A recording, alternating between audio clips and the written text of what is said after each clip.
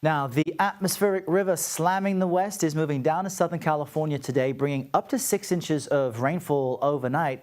We know the right person to ask about this. CBS News Philadelphia meteorologist Grant Gilmore. He has that and a look at your national forecast and all the cool radar. Grant, how does it look this weekend?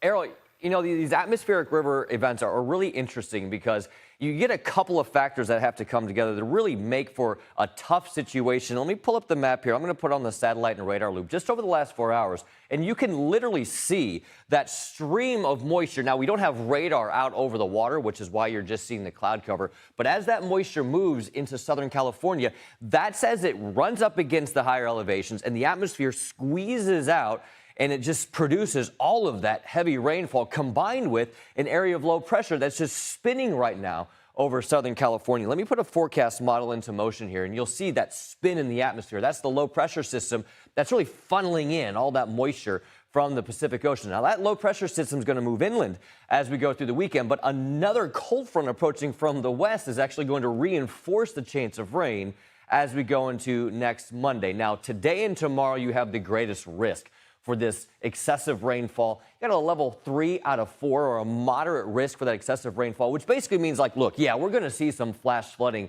as we go through the next couple of days. The threat will actually expand into parts of northwestern Arizona, southern Nevada for more of a slight risk of excessive rainfall, but the greatest amount of rainfall will be focused from L.A. and points south, where you could pick up, like Errol said, 5, 6, maybe even 7 inches plus of rainfall just in a matter of days. And that's the rainfall in the lower elevation. Get in the higher elevation, some places are looking at 30 inches of snowfall through the weekend. So you're talking about widespread impacts, probably some travel impacts as well. And then there's that second system that starts to move in, still tapping into some of that tropical moisture as we go into the beginning of next week. The focus of all that rainfall, there you go, right over Los Angeles, 6, 7, maybe even closer to 8 inches of rainfall as we go into early next week. Now, that's on the West Coast. In the central United States, you've got some big heat. Abilene looking at high temperatures near 89 degrees today. That would smash the record high temperature. That warmth there across the central and western half of the United States